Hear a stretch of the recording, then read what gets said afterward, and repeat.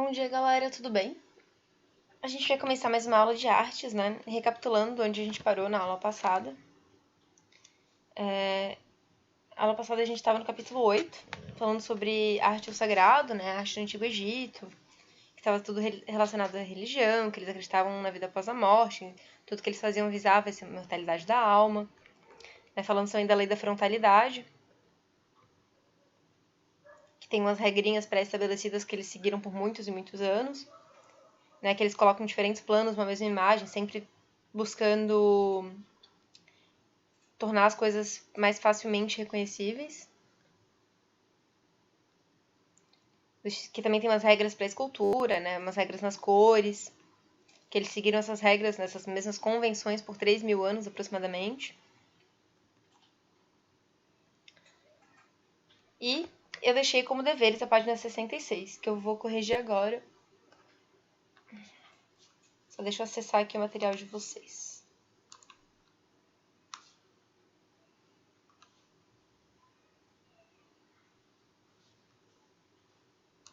Então vamos lá. Eu tô na página 66, tá, gente? Aqui da apostila de vocês. Opa. Aqui, 66.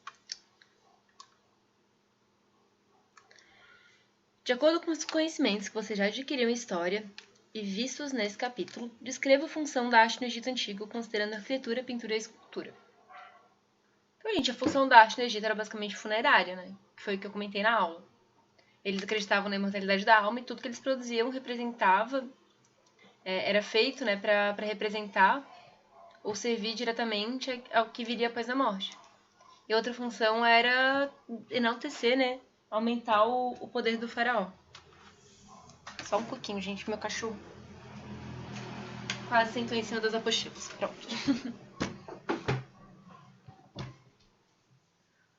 Então, 2. Pode-se dizer que não havia estilo pessoal do artista na arte do Antigo Egito? Do Antigo Egito, por quê? Como a gente conversou também na aula passada, o artista do Antigo Egito tinha que seguir umas regras que eram pré-estabelecidas para a realização dos trabalhos. Então, na pintura, por exemplo, os homens eram pintados em tons mais escuros e as mulheres em tons mais claros, né? Também tinham as regras da lei da frontalidade. Então, não tinha tanto estilo pessoal, né? Porque ele tinha que seguir aquelas regras. 3. Quais temáticas eram representadas nas pinturas egípcias?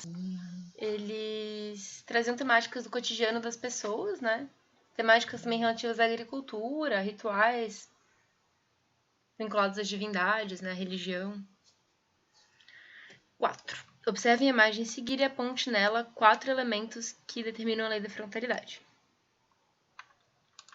Eu vou citar aqui a posição dos ombros, a direção dos pés, a posição dos braços e o quadril da figura masculina. Tá? Vocês podem olhar aqui para responder essa questão. Cadê? Aqui, ó. As regras da lei da frontalidade. Tá na página 64, tá? Então vamos voltar aqui para nosso slide. Peraí. Ficou alguma coisa de deveres? Deixa eu ver se era só isso. Ih, meu Deus, cadê? Aqui.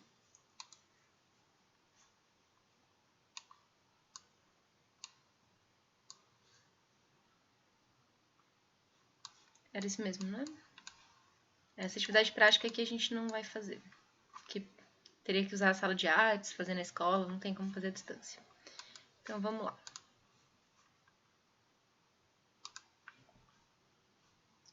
Hoje a gente está entrando no capítulo 9.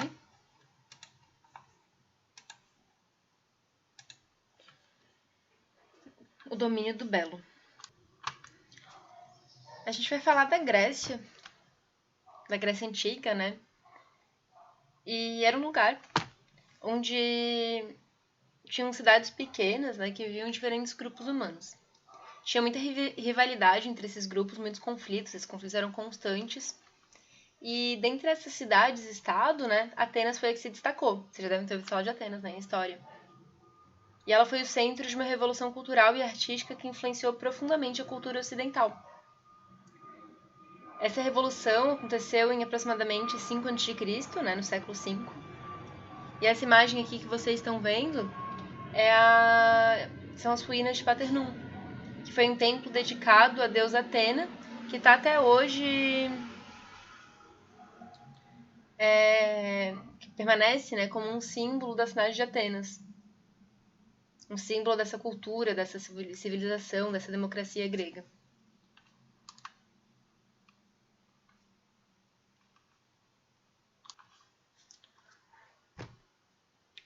A Grécia trouxe também influências, né, do Egito e da Síria.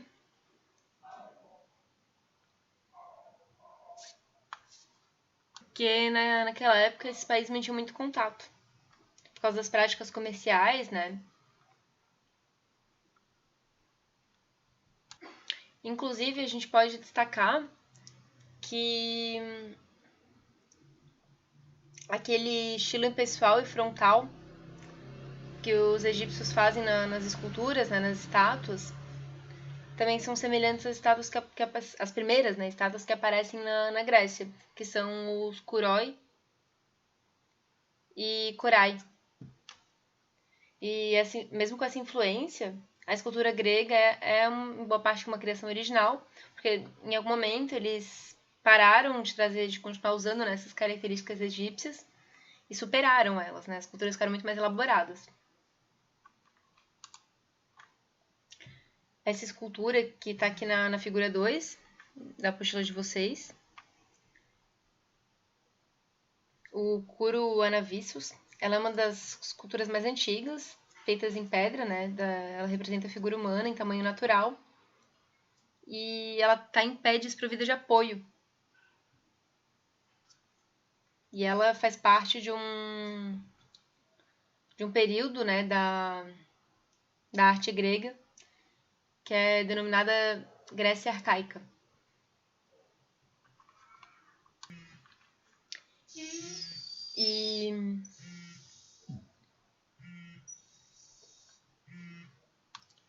E uma coisa que é legal comentar aqui, né, e perceber, é que mesmo a postura, né, da estátua, a posição dos braços e os joelhos que estão bem marcados, junto com a musculatura, lembre as figuras humanas que eram esculpidas no Egito, a gente tem que perceber aqui que o escultor grego conseguiu libertar a figura do apoio do bloco de pedra. Ele consegue abrir esse espaço aqui entre os membros, ao contrário do que os egípcios faziam. Os trabalhos deles não tinham vãos espaços livres entre os membros e as formas.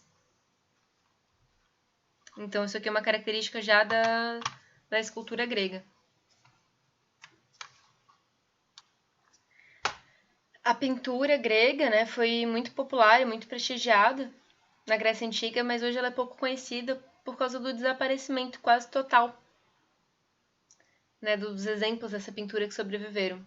A gente pode ter uma noção da pintura grega nas cenas que aparecem nos vasos, como nessa imagem aqui que eu coloquei no slide, nesses vasos de cerâmica. E a gente pode perceber que as pinturas, né, tinham uma riqueza muito grande de detalhes e da estilização das formas. Essas pinturas traziam o cotidiano das pessoas, né, cenas mitológicas com semideuses e deuses. E a pintura grega de vasos basicamente conta histórias, conta episódios de aventuras narradas por Homero, né, na Ilíade e na Odisseia. E a gente ainda pode perceber vestígios da influência egípcia nesses vasos. Essa imagem aqui, né, é o... Deixa eu ver aqui o nome que eu não me lembro, gente. Aqui. O vaso Aquiles de Ajax, jogando com damas, que foi feito por Ezequias. São figuras que foram representadas com o rosto de perfil, né, e os olhos vistos de frente. Mas os troncos são representados de lado, né, de maneira lateral. Desculpa. De modo inovador. E a posição dos braços e das pernas se encontram menos rígidas do que era feito no Egito. Nesse vaso, a mão esquerda de Aquiles é vista parcialmente porque o braço está totalmente escondido pelo corpo. Representação que era inconcebível, né? Era inaceitável isso para os egípcios, que estavam sempre trazendo a imagem da maneira mais visível possível, né? Que facilitasse a interpretação de tudo que estava sendo pintado ali. Que nem eu mostrei aqui essa imagem, deixa eu voltar aqui e mostrar.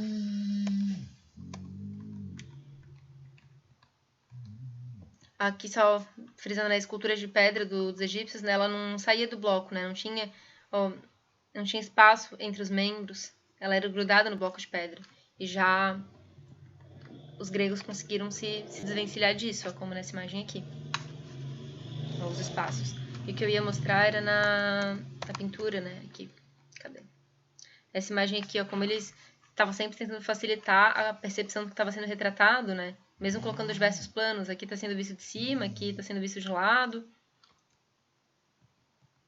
A mesma coisa nas pinturas humanas.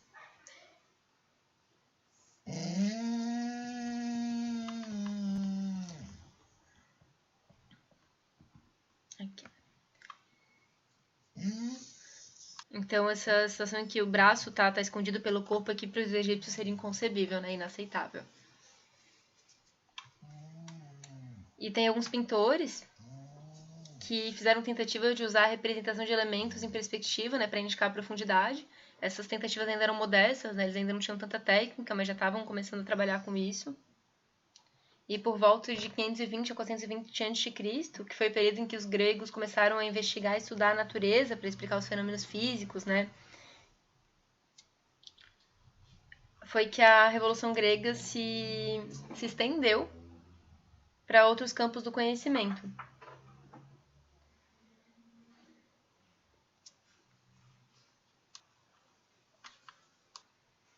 E a partir dos questionamentos, né, que foram causados por essas investigações, a ciência, a filosofia tiveram início. E esse foi um momento de fortalecimento do teatro, né, que surgiu nas cerimônias religiosas, em homenagem a Deus Dionísio. E mais tarde o teatro teve uma função social bem importante, né, social e cívica. Essas peças de teatro eram representadas em festivais dramáticos, em teatros ao ar livre, onde todos os atores eram homens, mesmo quando o personagem era mulher, né, eram homens vestidos de mulheres. Os atores usavam figurinos muito pesados, também usavam máscaras e uns sapatos de plataforma que deixavam eles bem altos. E o teatro grego se estruturava em 2 gêneros, né, a tragédia e a comédia. E isso, em algum momento, veio também a se tornar base do teatro ocidental, né, do nosso teatro. A tragédia tinha o objetivo de despertar o terror, né, e a piedade do público, e trazia as desgraças pela qual passavam aqueles personagens que desafiavam os deuses, ou que não aceitavam o destino, né, que era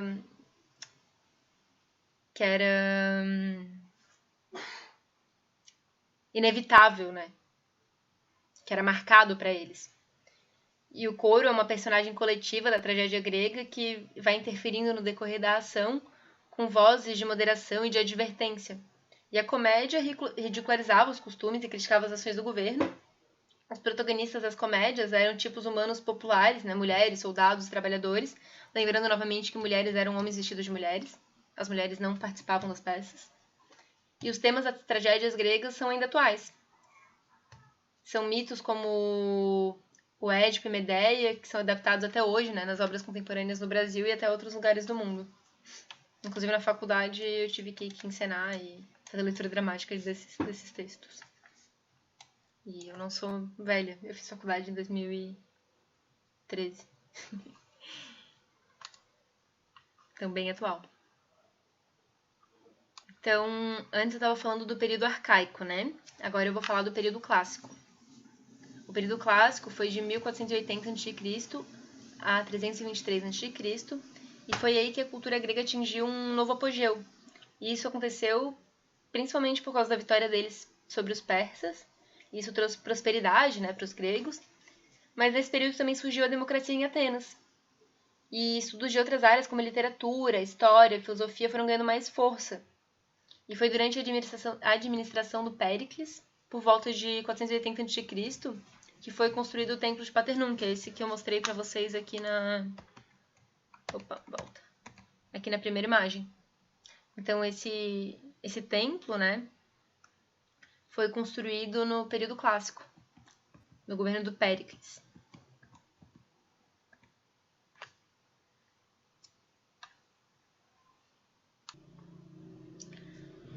Os gregos começaram a esculpir mais ou menos no final do século VII a.C. E no começo as esculturas eram imagens masculinas em mármore, sem função religiosa, né? Diferente do que acontecia lá na arte egípcia, né? Que tudo era voltado para a religião.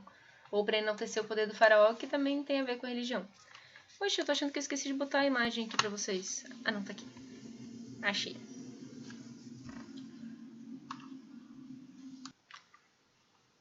As obras dos escultores gregos que a gente conhece, né?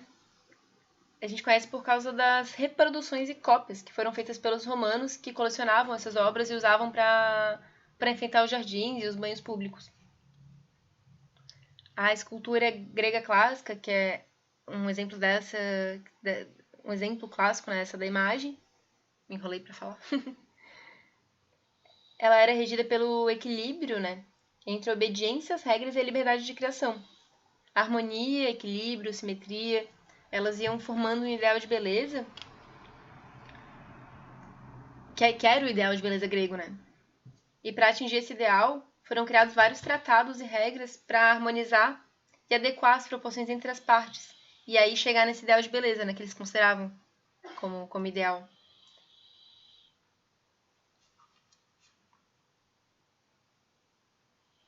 Olha como já está mais elaborado, né, do período arcaico. Opa, passei, spoiler. Aqui do período arcaico, né?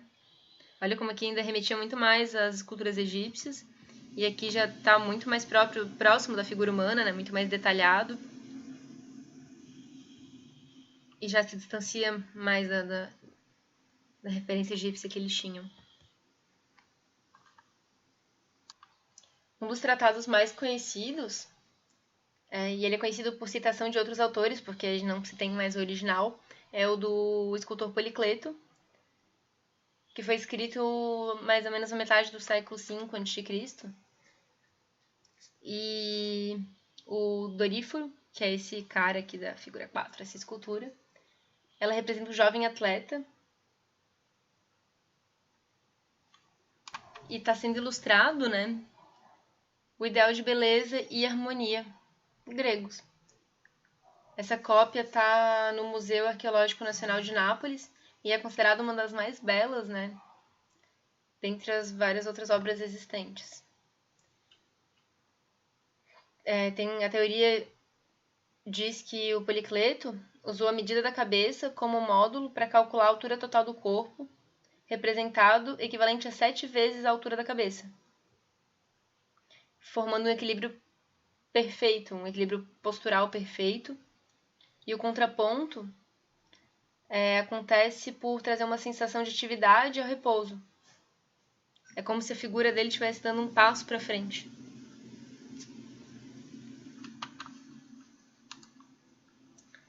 E na pedra tumular de Egesso, que é essa imagem aqui da figura 5, tem outro exemplo de harmonia e equilíbrio, tanto das formas quanto da composição no espaço.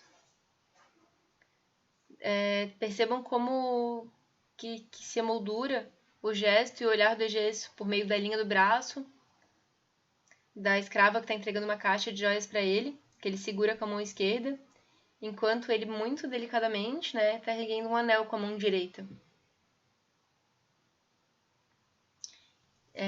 Esses artistas gregos estavam tentando transmitir sentimento por meio dos gestos, uma tentativa de refletir a vida interior das pessoas. Aqui a caixa, né? A mãozinha dele. É tudo muito delicado.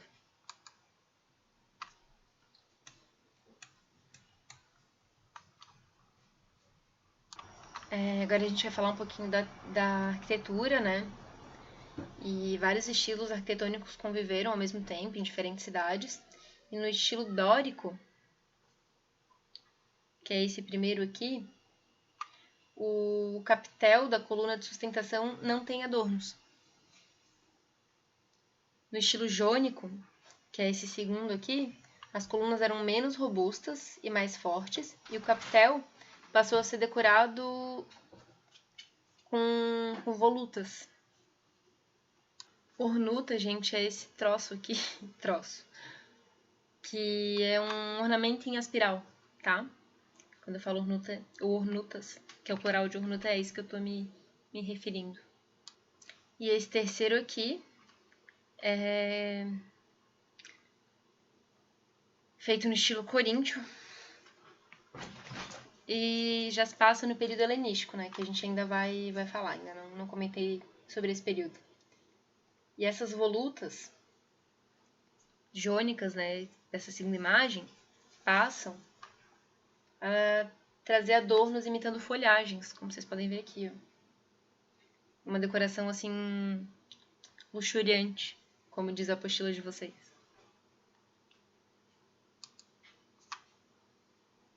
Agora eu vou entrar na arte helenística.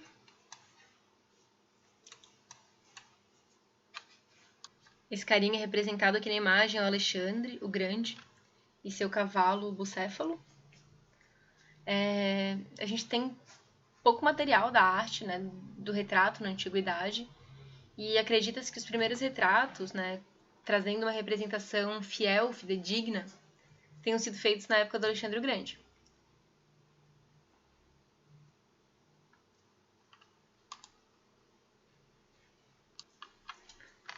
E a produção que foi feita na época dele, né, do Alexandre, que foi ali na metade do século IV a.C., e depois nos impérios que foram fundados pelos sucessores no Oriente, é denominada arte helenística. E nessa arte, né, na arte helenística, ao contrário daquela serenidade, do equilíbrio que vinha até então na escultura grega, né, vou até voltar aqui, toda essa serenidade que a gente via, aqui ainda era meio desprovido de expressão, né? Aqui a expressão era de calma, de serenidade, de pouco movimento, de delicadeza. Aqui na arte helenística,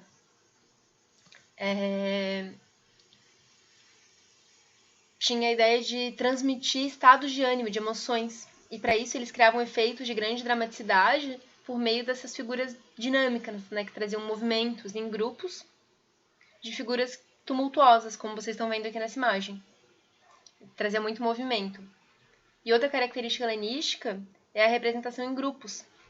Anteriormente, só se dava representação com uma figura só. E na arte helenística, não. Começam a surgir esses grupos.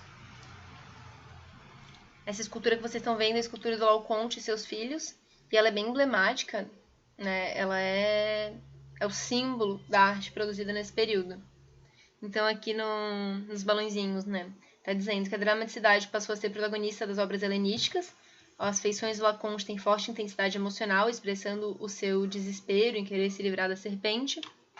E aqui nesse segundo balãozinho, o dinamismo é outra marca helenística, as mãos tensas agarrando a cobra na ideia de esforço, bem como os músculos de todo o corpo que parecem rígidos, o que significa que o personagem está usando toda a sua força. Então a imagem não é nem um pouco serena, né? Traz muita expressividade, traz movimento, ela não é tão delicada. A história dessa imagem é que o Laocoonte era um sacerdote que alertou os compatriotas troianos para não aceitarem o cavalo de madeira que os gregos ofertavam. Os deuses então decidiram enviar 2 serpentes marinhas gigantescas para sufocar o sacerdote e os seus filhos, dessa forma impedindo a interferência dos seus planos para a guerra travada entre Troia e Atenas. O artista representa o Laocoonte em um movimento convulso, se debatendo para livrar a si, né, e aos seus 2 filhos das serpentes que já se enrolam ao redor do seu corpo e o sufocam. Toda essa expressividade mais tarde também veio influenciar os artistas do Renascimento e do Barroco.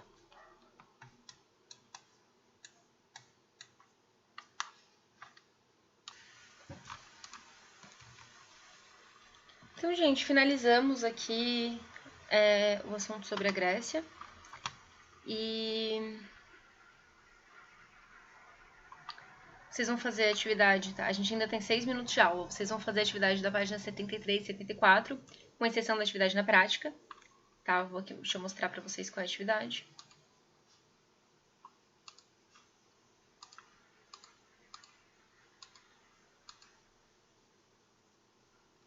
Aqui, ó. Página 73. Vocês vão responder essas questões aqui, que eu vou corrigir na aula que vem.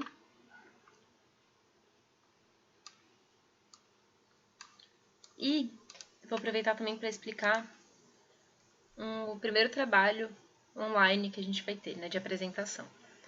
Então, eu vou marcar uma live para a semana que vem. E vocês vão fazer uma apresentação de seminário.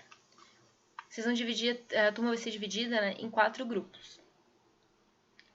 Eu acho que a turma de vocês tem mais ou menos 25, 30 alunos. Não lembro de cabeça agora. Mas eu quero... na real, eu vou ver isso, peraí. Tem mais ou menos 15... Eu falei rápido. Oh, meu Deus. Eu e números, né? Tem mais ou menos 17 a 20, 22 alunos por turma. Uma turma tem um número, outra tem outro, né? Então, pode ter mais ou menos 3...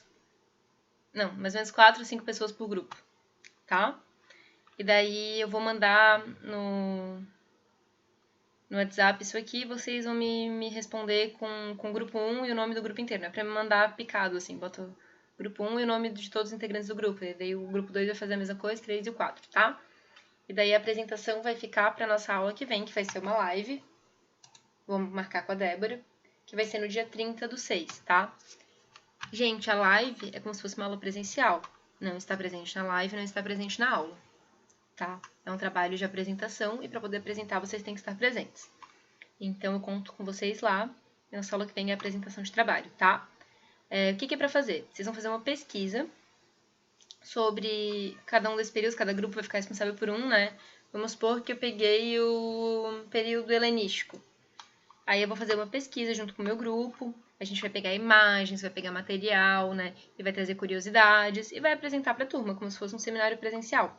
Eu coloco imagens para enriquecer o trabalho, tá? Saibam que imagens são essas, de onde elas vieram, o que elas estão representando, né? Vocês podem fazer slides para apresentar, eu sugiro que façam isso, né? Daí vocês, pelo Zoom ou pelo Meet, vocês conseguem compartilhar a tela de vocês comigo. Eu ensino na hora como faz, caso o grupo não saiba. Daí, que nem eu compartilho os meus slides com vocês, vocês podem fazer isso comigo, tá? Daí a gente vai organizar uma apresentação com slides para apresentar. Em grupo, todo grupo tem que participar, tá? Todo grupo tem que falar, tem que ajudar a produzir esse trabalho. Beleza? Se ficar alguma dúvida, falem comigo, tá? Vou até escrever a data aqui, para vocês não ficarem confusos.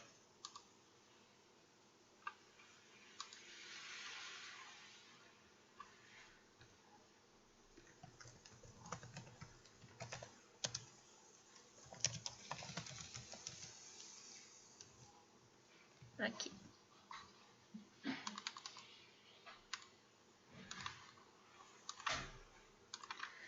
Beleza, gente? Qualquer dúvida, me procurem. Tá lá no Clipe Escola que eu ajudo vocês. Então lembre, mais ou menos 4 ou 5 pessoas por grupo, tá? A gente combina direitinho pelo WhatsApp pra separar os grupos. Um beijo pra vocês, boa semana, até a nossa live semana que vem.